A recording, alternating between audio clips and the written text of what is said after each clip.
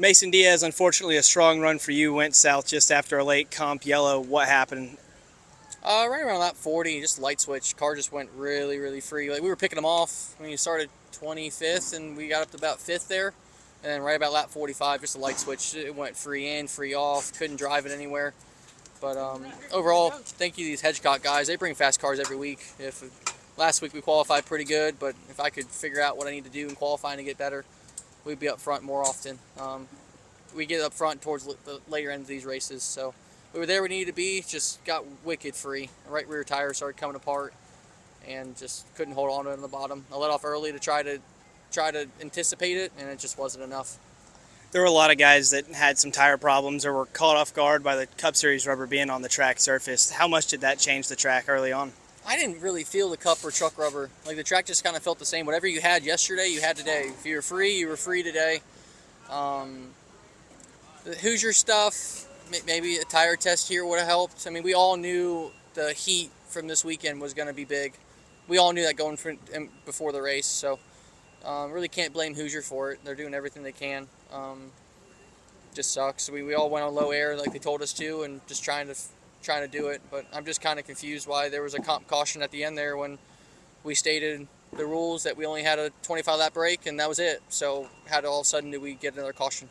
I'm not saying that's the reason why we're out of the race. I mean, my fault, I got loose going the corner, but we could have just rode out the last 20 laps in, 3 laps a minute, so the race would have been done in 5 minutes, give or take. So instead, we have a bunch of cars wadded up. On a more positive note, what does it mean to you to be able to take all the partners that are supporting you and put them in front of a national audience and run up front? Oh, it's big. Got to thank the Sign Shot, Prince William Marina, Hedgecock Racing Enterprises.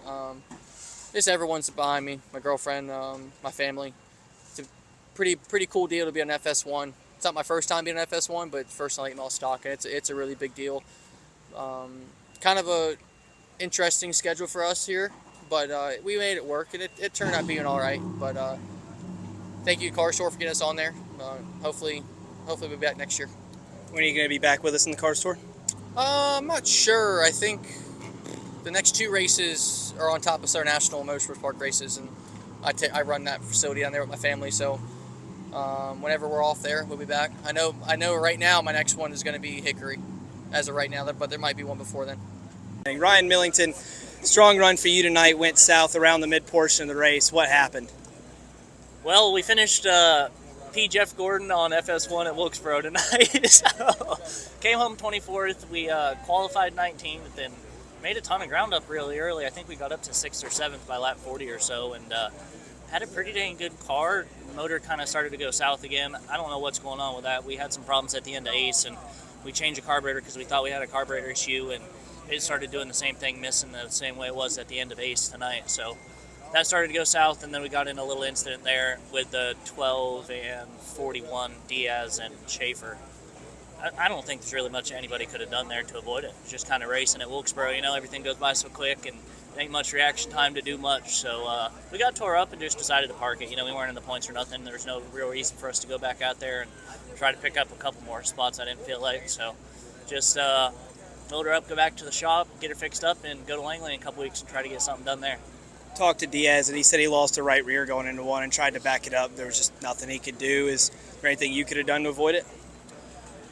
I mean, really, the only thing that would have been able to avoid it is old boy on the inside of me, the 12, I think it was. He'd kind of gone to throw it 3 wide or pass me really low, and that bobble happened a row or 2 in front of us. It just all happened real quick. Everybody came together, and just there was that incident. But I don't think really anybody was really at fault, just racing. How much different was the track surface, especially at the beginning of the night when it had all the Cup Series rubber on it? Surprisingly, I didn't think it was much different. I mean, we were kind of snug all day yesterday, and we were snug all day today in the race. As the race went on, it definitely tightened up as the rubber laid down, which is no surprise. That's about what every track does we go to.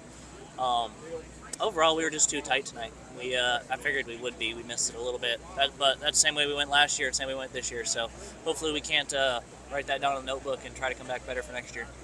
This is kind of a home game for you guys, just down the road, down the back roads in Iredell County. What's it like for you to come to one of your home racetracks now and be on Fox Sports 1 with all your partners on the car? Oh, it's awesome for sure. For us to come out here and be able to have this series highlighted on such a big platform is it's a great deal, and you know, hopefully everything worked out great for them tonight, and hopefully we can do it again next year. You know, it'd be great to get 2 or 3 of these races televised each year. You know, some of the bigger ones, not the whole series, but definitely some of the bigger ones.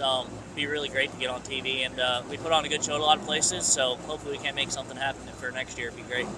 I'm Caleb Barnes with Frontstretch.com. Come back soon for more great racing videos, and if you like us, don't forget to hit the subscribe button.